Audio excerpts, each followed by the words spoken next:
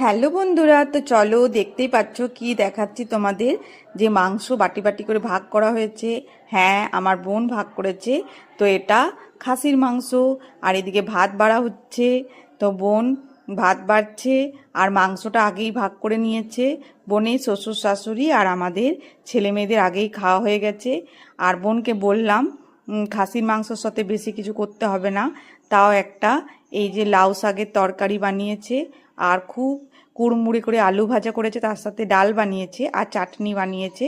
তো ডাল আর চাটনিটা বাইরে রাখা আছে, যেখানে সবাই খাচ্ছে। তো ছোট বোন বোনকে হেল্প করে দিচ্ছে। তো অন্যবার আমি মাটনটা ভাগ করি বোনের বাড়িতে, তো এইবারে বোন একাই সব করে নিয়েছে। আর বোনের রাঁধুনি আছে, তো রাঁধুনিতেই রান্না করেছে। আর তাছাড়া বোন নিজেও ভালো রান্না করে। মাটন রান্নাটা নিজে করতেই ভালোবাসে, কাউকে দেয় না। রাঁধুনি থাকলেও নিজে রান্না করে। আর ছোটো বোন এসছে, মাসি এসছে। ছোটো বোনের ছেলের ইঞ্জিনিয়ারিংয়ের পরীক্ষা ছিল, ওই জন্য রাজস্থান থেকে এসছে। বৃহস্পতিবারেই চলে যাবে, আমার বাড়ি আর এলো না। আর মাসি এসছে বাঁকুড়া থেকে, বাবার বাৎসরিক ছিল বলে। তো মাসি আসবে আমার বাড়ি। আর এই যে আমার খাবার। তো কেমন লাগলো বন্ধুরা ভিডিওটা অবশ্যই জানিও। বাই।